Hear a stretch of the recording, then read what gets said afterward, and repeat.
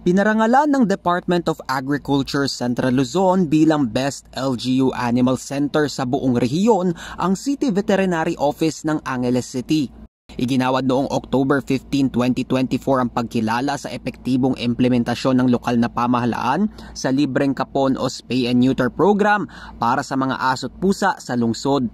Ayon kay Dr. Christian Arcilla, ang City Veterinary Officer ng Angeles, ang nasabing programa ang nakita nilang paraan upang panatilihing balanse ang populasyon ng mga hayop sa buong syudad.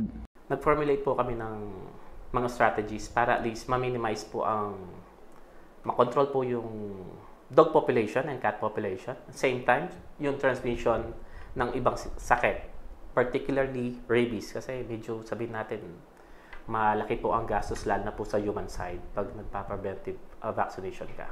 Ipinaliwanag din ni Arcilla na bagamat mawawalan ng kakayahang magparami ang isang hayop na pinakapon, mas marami pa rin itong dalang benepisyo para sa kanila. So may mga mataas na chances of tumors lalo na po pag buo yung animal, pero hindi po siya na kastahan or nag-mate or hindi po siya nagkaroon ng one cycle of pregnancy. Doon sa mga lalaki naman, may iwasan po natin yung mga pakalat-kalat at mga nakikipag-away po doon sa labas. Kasi there's no reason for them to fight. Kasi yun nga po, they fight because they want to breed.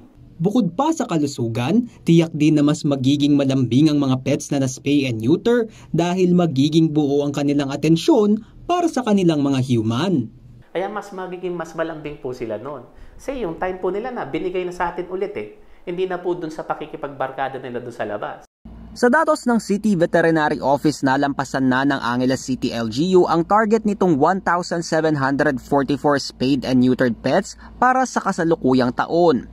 Kabuo ang 5,973 na alagang hayop naman ang nabigyan ng libreng serbisyo, buhat ng ilunsad ni Mayor Lazatin ang spay and neuter program sa Angeles City noong 2020. Binigyang diin ng alkalde na nananatiling dedikado ang pamahalaang lungsod sa pagpapalaganap ng responsableng pag-aalaga ng pets sa pamamagitan ng mga programang libreng kapon at anti-rabies vaccine.